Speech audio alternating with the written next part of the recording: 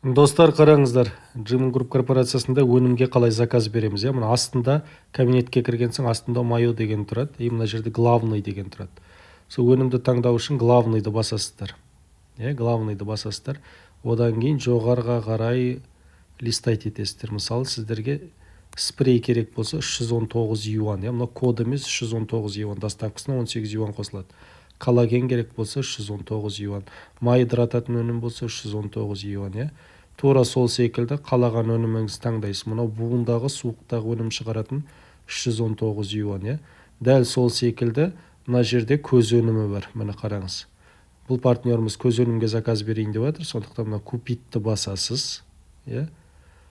Купить медленно басасыз. Тағы да басасыз. Сосын мына үстіңізде у вас еще нет адрес доставки деп тұр. Соны басасыз. Басқаннан кейін добавить адресті батасыз да, мына жерде автоматическое распознавание предвстав адресы дегенге, мен сіздерге каждый адамдардың спонсорларың сізге Үрімжі қаласындағы спонсорымыздың адресін жібереді. Үрімжі қаласындағы спонсорымыздың адресін.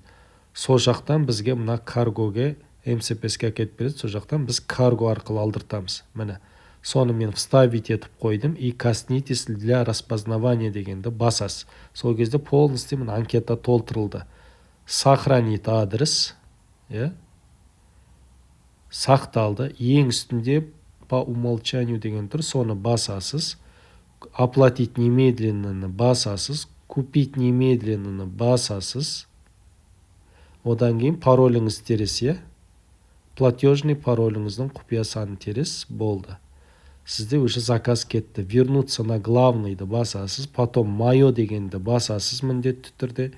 И дәл осылай тұрған бетті скрин бір жасап алыңыз. Клиент болған, заказ беріп атқан адамға скрин жасап жіберіш. Сосын ожидает отправки дегенді тағы бір басыңыз. Басқаннан кейін осы продукттың мына трек номерінің бәрін скрин жасап алыңыз. Тоже дәл осылай скрин жасап алыңыз. Тоже осылай.